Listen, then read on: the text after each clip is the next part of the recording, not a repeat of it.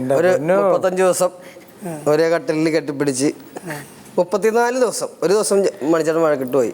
ഞങ്ങളൊരു ദിവസം ലിഫ്റ്റിൽ പോരുക. അപ്പോൾ ഓരോ സ്റ്റേറ്റിലായിട്ടുള്ള പരിപാടി. അപ്പോൾ ഈ ലിഫ്റ്റിൽ 22ാമത്തെ നിലയായിട്ടാണ് ഞങ്ങളുടെ റൂം. ഞങ്ങൾ രണ്ടുപേരും കൂടി എവിടെയോ പോയിട്ട് ഞാൻ മണിച്ചേട്ടൻ കൂടി ലിഫ്റ്റിൽ കയറി. കുറേ ഇംഗ്ലീഷ് പിള്ളേർ കയറിയുണ്ട്, യൂത്ത് പിള്ളേരാ. ഇവരൊക്കെ ഭയങ്കര ആടിപ്പാടി ഭയങ്കര തിമിർത്ത പിള്ളേരാ. അപ്പൊ ഞങ്ങൾ രണ്ടുപേരും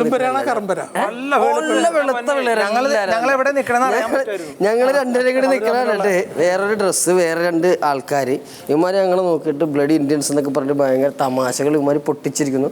മണിച്ചേട്ടൻ്റെ കൈയൊക്കെ ഇങ്ങനെ മുറുകി വരുന്നു, കൈയൊക്കെ ഇങ്ങനെ കാണുന്നുണ്ട്. എന്തേലും പ്രശ്നം പറ്റി കഴിഞ്ഞാൽ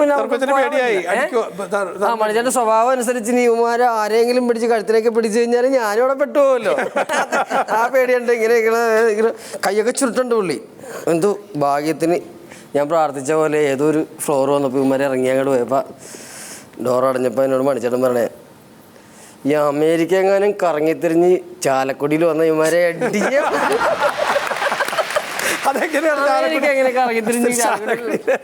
ചെയ്യാൻ പറ്റാത്തതിന്റെ ഇൻസൾട്ട് ചെയ്തതിന്റെ. എനിക്ക് ഏറ്റവും രസം ഇവനതിലൊരു സ്ത്രീ ഐറ്റം കളിക്കുന്നുണ്ട്.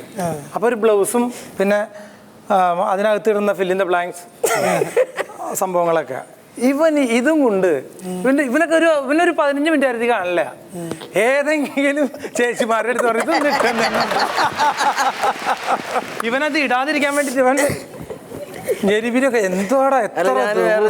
പ്രോഗ്രാം ചെയ്യുമ്പോൾ പെട്ടെന്ന് മേക്കപ്പ് റൂമിൽ പിഷാരടിയാണല്ലോ എൻ്റെ കൂടെ ഉണ്ടാണ്. അപ്പോൾ പിഷാരടിനോട് ഈ ബ്രേസർ ഇട്ടിട്ട് ബാക്കിൽ ഇടാൻ പറ്റുന്നില്ല. നമുക്ക് പരിചയമില്ലാത്ത കേസാണല്ലോ അത്. അതുകൊണ്ട് ഇടാൻ പറ്റുന്ന അല്ല അവ ഇങ്ങനെ നിൽക്കണയാ. അപ്പം ഞാൻ പെട്ടെന്ന് ഇറങ്ങി വന്നപ്പോൾ മേക്കപ്പ് റൂമല്ലോ, വേറെ സ്ത്രീകളൊന്നും വരേണ്ട കാര്യമൊന്നുമില്ല. അപ്പോൾ പെട്ടെന്ന് ഇങ്ങനെ വന്നു കഴിഞ്ഞപ്പോൾ ഞാനിങ്ങനെ തിരിഞ്ഞാൽ വന്നത്. അപ്പോൾ ഒരു പുള്ളിനെ കണ്ടു, ചേട്ടാ ഒന്ന് ഇട്ട് തന്നേന്ന് പറഞ്ഞു. പുള്ളി ഇങ്ങനെ നിൽക്കുന്നു, ചേട്ടാ ഒന്ന് ഇട്ട് തന്നേ. ചാനലിൽ ബന്ധപ്പെട്ട ആരെങ്കിലും ആയിരിക്കും എന്ന് വിചാരിച്ചിട്ടാണ് ഞാനിത് പറയുന്നത്. ഒന്ന് ഇട്ട് തരുമോ എന്ന് ചോദിച്ചപ്പോൾ പുള്ളി തന്നെ വന്നിട്ട് തന്നു, ബാഗ് ഇങ്ങനെ ഇട്ട് തന്നു. ഇതൊക്കെ കഴിഞ്ഞ് സംഭവമൊക്കെ കഴിഞ്ഞ് പ്രോഗ്രാമൊക്കെ കഴിഞ്ഞ് പോരുമ്പോഴാണ് കംപ്ലൈൻ്റ് ആയി. ഇന്ത്യൻ അംബാസഡറായിരുന്നു പുള്ളി. നമ്മുടെ മിമിക്രിയിലുള്ള ഒരുവിധപ്പെട്ട ആൾക്കാർക്കൊക്കെ ഒരേ സ്റ്റേജിൽ ഓരോ അനുഭവങ്ങൾ ഉണ്ടാവാറുണ്ടെന്നുള്ള. ഞങ്ങൾ കലാഭവനിൽ കളിച്ചുകൊണ്ടിരിക്കുന്ന സമയത്ത് പരിപാടിക്ക് പോയിട്ട് പത്തനംതിട്ട ആ ഒരു സൈഡിലാണ് കണ്ട പ്രോഗ്രാമിന് പോയിട്ട് ഇത് പറയുന്നതിൽ വേറെ അശ്ലീലമായിട്ടൊന്നും തോന്നുന്നു ചെയ്യരുത്. ഞങ്ങൾ ചെന്ന് എല്ലാ കലാകാരന്മാർക്കുള്ളൊരു പ്രശ്നം എന്ന് വെച്ചിട്ടുണ്ടെങ്കിൽ നമ്മൾ പാട്ട് പാടാനാണെങ്കിലും നാടകം കളിക്കുന്ന ആളാണെങ്കിലും ഈവൻ സിനിമയിൽ അഭിനയിക്കുന്ന ആളാണെങ്കിലും ഒരു ടെൻഷൻ ഉണ്ടാവും. ഒന്ന് ടോയ്ലറ്റിൽ പോകണം, ഒന്ന് ബാത്റൂമിൽ പോകണം. കൊടികുത്തി കലാകാരന്മാരെ എല്ലാവർക്കും ഉണ്ടായിരുന്നു. ദിലീപേട്ടനുണ്ടായിരുന്നു, ഞാൻ പറഞ്ഞില്ലേ. എന്നിട്ട് ഞങ്ങളൊരു സ്ഥലത്ത് പരിപാടിക്ക് വന്നു കഴിഞ്ഞപ്പോൾ എനിക്കാണെങ്കിൽ ഞാൻ ഇതിങ്ങനെ ടോയ്ലറ്റിൽ പോകണമെന്ന് എങ്ങനെ പോയി ചോദിക്കും. ഒരു ഇത്തിരി സ്റ്റാൻഡേർഡൊക്കെ ആയിട്ട് ചോദിക്കണ്ടേ. അവിടെ ഏതോ ഒരു ബാലൻചേട്ടനോ കുമാരേട്ടനോ ഒരാൾ എല്ലാ ഉത്സവത്തിൻ്റെ നല്ല കമ്മിറ്റി അട്ടിച്ച് പൂക്കിറ്റായിട്ട് ഇത് വരെ വെള്ളടിച്ചിട്ട് ചെവി കൂടെ പോകാണ്ടിരിക്കാൻ വേണ്ടി ചെവിയിൽ പഞ്ഞു വെച്ചേക്കാം.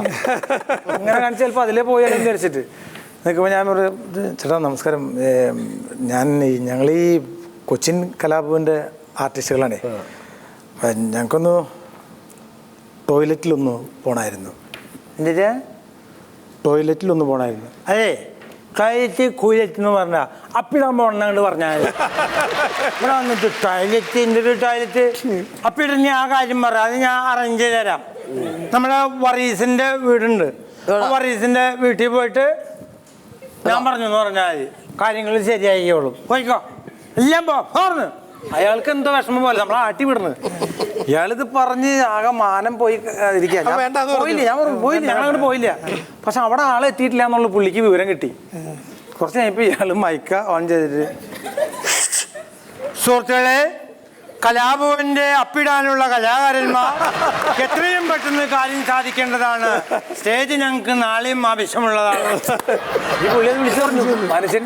എന്നിട്ട് നാണക്കേടായില്ലേ പാട്ട് പാടിക്കൊണ്ടിരിക്കുമ്പോ ഇടയ്ക്ക് ഇയാള് ഫ്രണ്ടിൽ നിന്ന് ചോദിക്കേണ്ടത്. ആൾക്കാരൊക്കെ ഞങ്ങളുടെ അടുത്ത് ചോദിക്കുന്നുണ്ട്, അപ്പിട്ടാ.